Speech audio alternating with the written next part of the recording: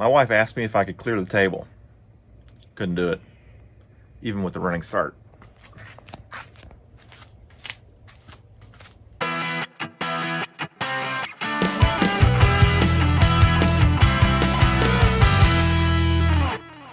right, well, it's a few weeks later, actually several weeks later. My schedule has gotten super busy and just have not had time to really get back to the Sierra. In fact, after I replaced the brakes on this thing, I blew a brake line. So I've been dealing with trying to get the brake line fixed, bleeding the brakes. I ended up getting new calipers for this thing. And anyway, we're just now getting to the point where I can change the oil. Without further ado, we're gonna go ahead and get started.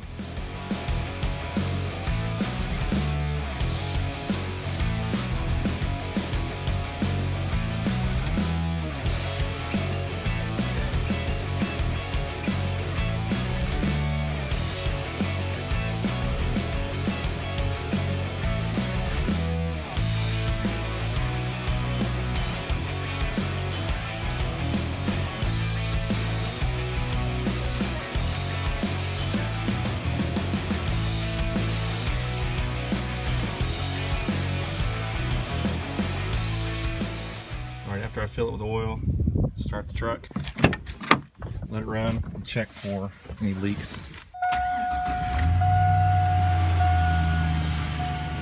Alright, so we've let it run for a little bit. There were no leaks underneath, so let's check the dipstick and see where our fluid level is. Looks good, we're full, so we're done with that. Okay, so we've got the oil changed. Now we're going to go after the other items to tune up my vehicle. We've got a new air filter, plug wires, new plugs, and a fuel filter. All right, to replace the fuel filter, what we're going to need to do is reduce the fuel pressure in the fuel line, because when you turn the key, the fuel pump kicks on, primes the fuel line, gets that fuel pressure up. That way there's enough fuel to the fuel injectors to be able to start your car on the first turn of the key. So we don't want that fuel pump kicking on, because what we're wanting to do is to remove the fuel filter from that line, and we crack loose that fuel line, you're gonna have fuel spraying everywhere. So what we're gonna do is go to our fuse panel. I'm going to pull the fuel pump relay, which is right here. So we'll crank the engine. That fuel pump's not going to be on. It's going to consume whatever fuel's in the fuel line, and then it'll just crank and crank and crank and won't start. The fuel line is no longer under pressure, which makes it a lot safer for us to replace the fuel filter.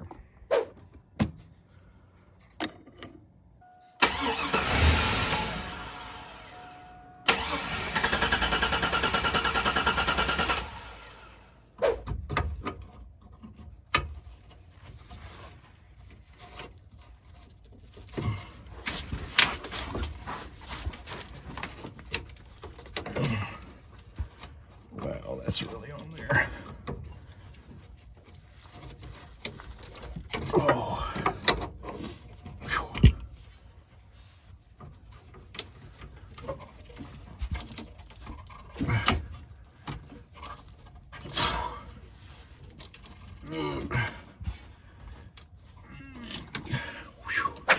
Can't do it. Can't do it. Wow. Wow. Wow, that is on there. So I've been having some trouble in paradise with this fuel filter. The fittings here are absolutely just fused in place. I cannot get anything to turn. I've been rounding this nut off trying to get this thing to break loose. I have put what feels like 10 gallons worth of penetrating oil on here, some PB blaster and stuff, and it has done absolutely nothing. And in my attempt to get this one loose, I twisted this fuel filter and it twisted this and all that, and well, it cracked, and now I've got fuel leaking out. Look what you did, you little jerk. So now I got to repair a fuel line, and I still can't get these off.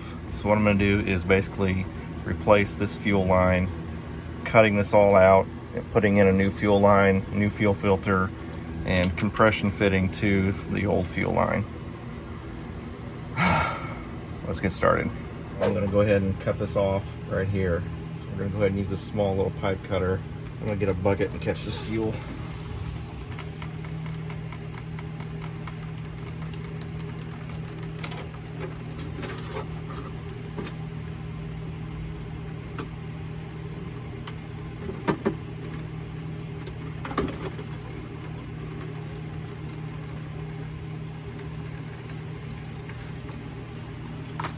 Well, that wasn't under pressure.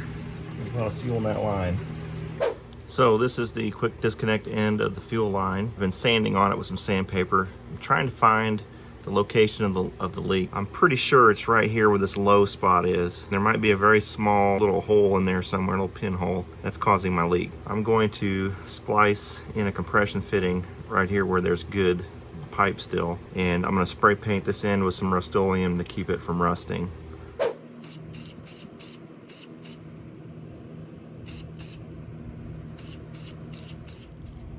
Yeah, good enough.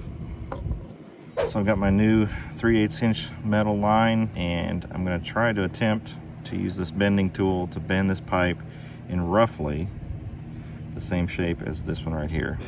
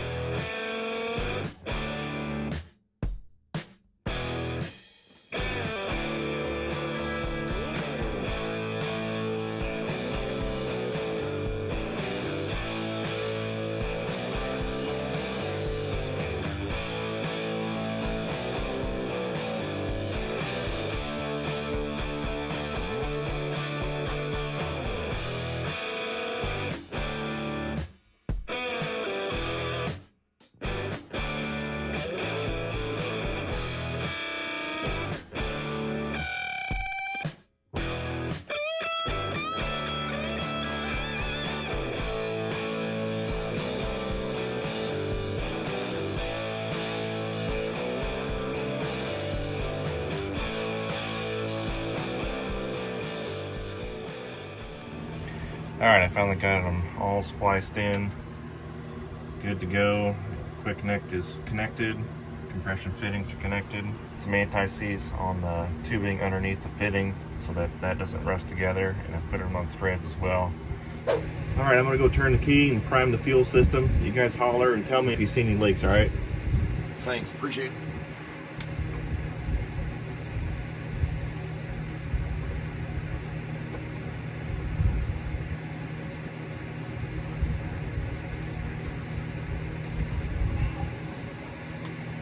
I don't smell anything, and you guys didn't holler. Well, I guess we're good to go, huh? Fuel line feels cold, so I can tell if there's fuel flowing through there. I think I fixed it. Go ahead and fire this thing up. Voice crack. Go ahead and fire this thing up.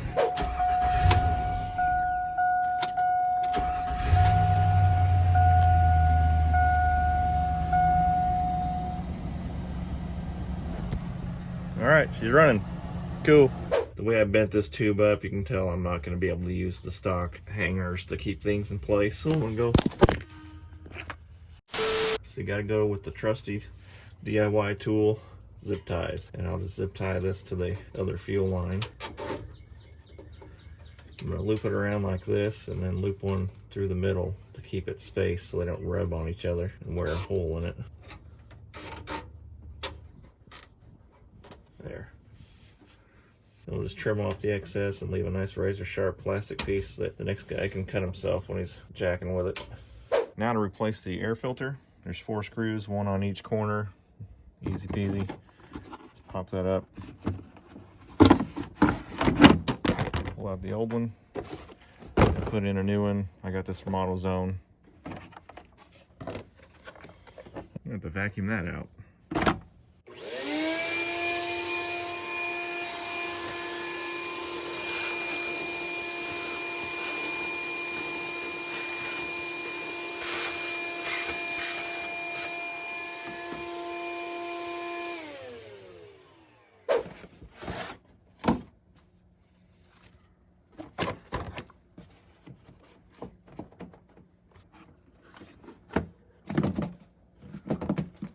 At some point, I'm going to either get a cold air intake or heavily modify the intake box to free up some airflow and some horsepower and some fuel economy. So stay tuned for a video coming.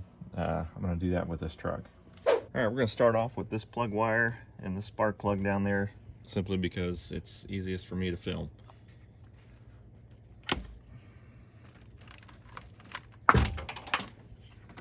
All right, so we got the plug off and a little heat shield. So all right, I've got a 5/8 spark plug socket and an extension. Let's see if the spark plug plays nice. There we go.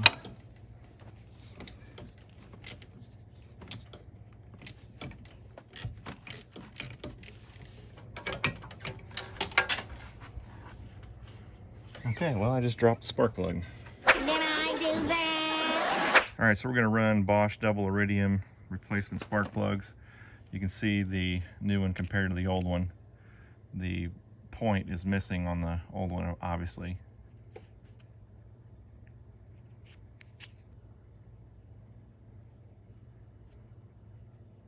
So what I like to do is just put it in the socket and then spin it by hand until it's snug, just so I know that I'm not cross-threading it.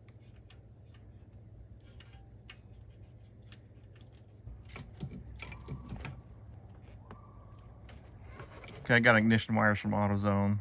Good thing about the LS engines is all of the spark plug wires are the exact same length because the coil is on the valve covers. So I've got a little bit of dielectric grease. I'm gonna plop some on the end of the spark plug, squeeze a little bit right here for the coil. Call this one done.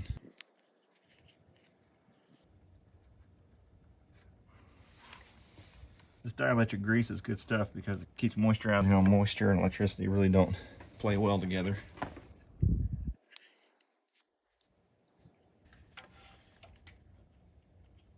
I'm just gonna push until it clicks.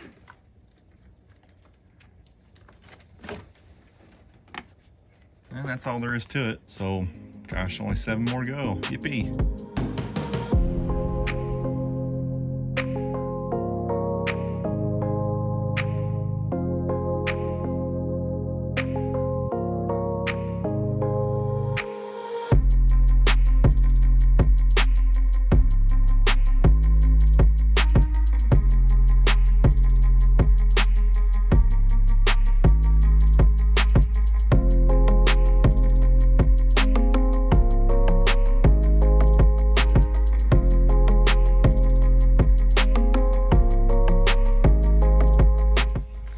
Out the boot on the very last cylinder, and I was pulling on the wire instead of the boot, and I pulled the wire out of the boot. So I got some pliers and tried to grab onto the end of the boot, and I kept ripping the boot. So eventually I decided to just put my pliers on the end of the heat shield and pulled on that, and I was able to get it to work loose. Finally got it out.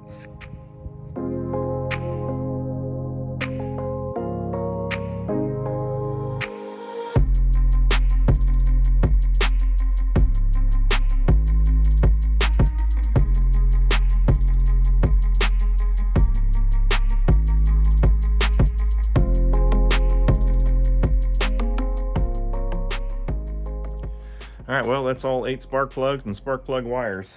I did all that and managed not to bust any of my knuckles. That's a win.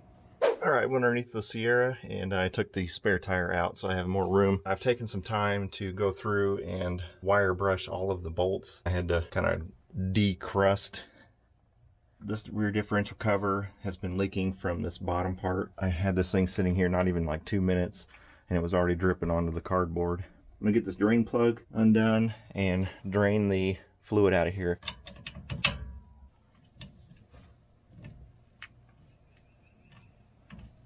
Since it's so rusty, I like to just kind of go back and forth with it.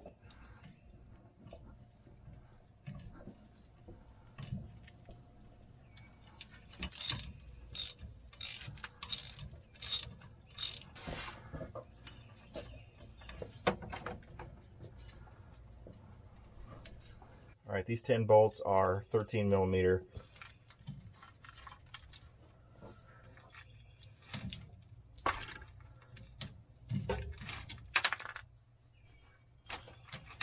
I've got a 6-sided socket as well. so I can get the best grip that I can on the bolt head. This one might be trouble right here. Okay, so I've methodically got rid of all the bolts.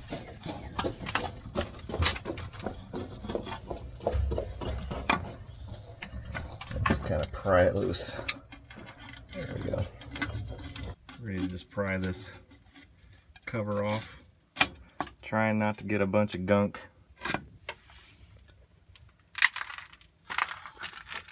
Trying not to get a bunch of gunk down in there like I just did. I'm gonna go through there, get a vacuum as whatever I can out, and wipe down the rest. And you can see where my leak was. The gasket failed, and the oil just kept dripping out from underneath here. All right, now I'm gonna go after this gasket. Just gonna move some stuff out of the way.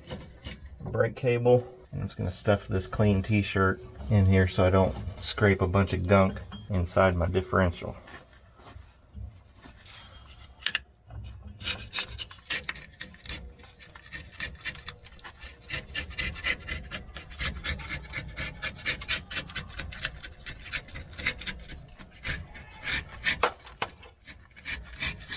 I've got the gasket off. It's about as good as I'm gonna get it. And I'm gonna vacuum all of the surface down in the lip a little bit, just to make sure I got any of that loose shrapnel, so to speak, out of the way.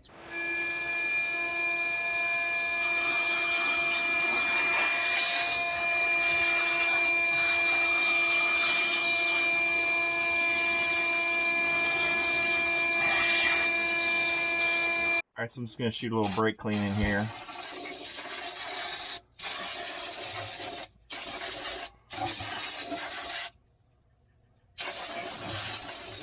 I should clean out any of the debris that may have gotten down in the gears. Stuff will dry clean, won't leave any residue. Right now we're about ready to put the new gasket and new cover on. It comes like this. I've already sanded and spray painted a couple of spots that were kind of rusty on the inside. I'm getting ready to spray paint this.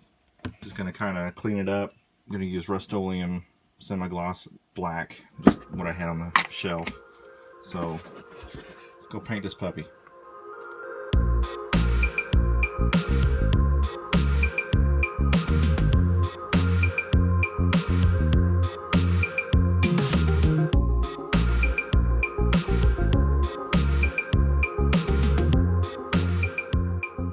The differential cover, and we got the gasket, making sure it all lines up. Sure does. I've got some gasket makers specifically for rear differential and gear oil. Don't judge, I'm not a very good gasket bead maker.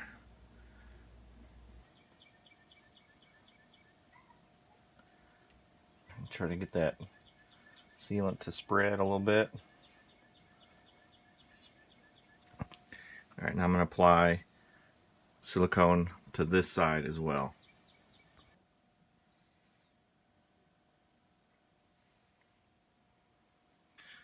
All right, let's go ahead and throw this on the truck.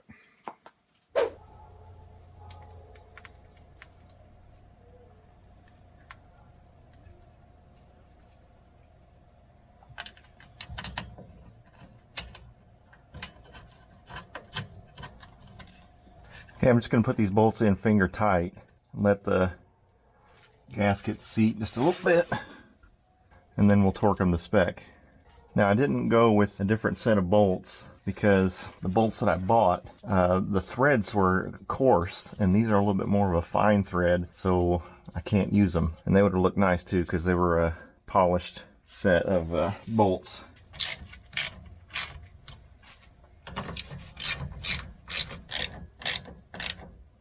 Okay, so I'm not putting them on very tight. Okay, so one thing I forgot, I'm gonna have to do this real quick. Just putting a little bit of thread locker on these bolts. So I'm gonna torque down all these 10 bolts to 15 foot-pounds.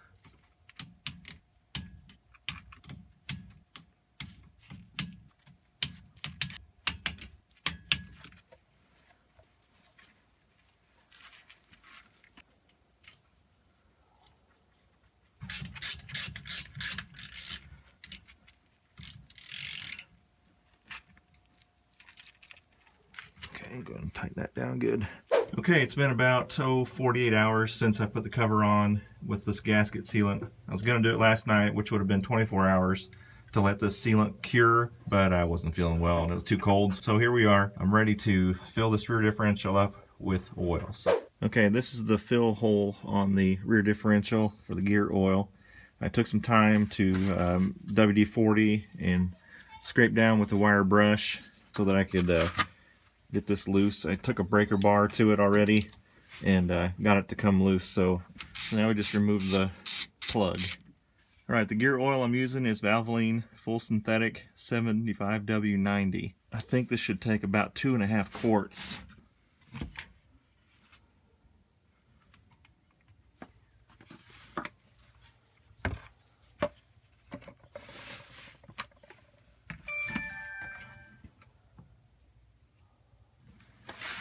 Okay, so I should have about a half quart left to fill. I'll know when it's full when we start to see the oil kind of drip over the lip of this hole here. Of course, I've got the truck on a nice flat level surface, so the rear differential is level. Okay, I can start to see it starting to come over the top. There we go.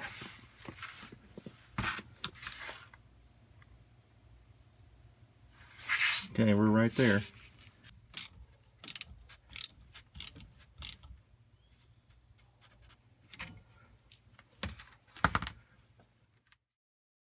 Alright, just when we thought the video was over, I've got a leak around this fill hole right here. Look at my gasket all around, everything looks good except for right here. So we're going to put some Teflon tape around the threads and hopefully we'll stop this leak. Now I jacked the truck up pretty high in the back so that the oil is sitting like that. So hopefully this won't leak a whole lot. Okay, we'll just clean this off, put some Teflon tape around it, and hopefully that's all we got to do.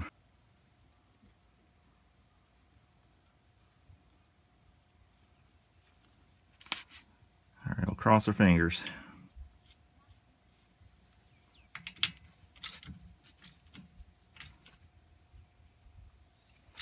All right, hopefully that does the trick. We'll check back later. Well, I've got a couple hundred miles on this thing now, and there is no leak.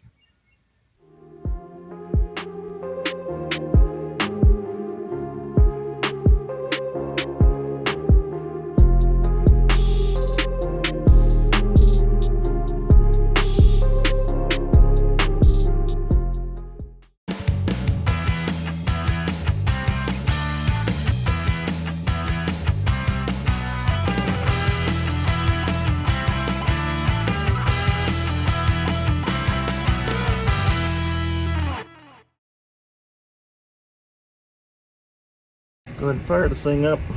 Voice crack.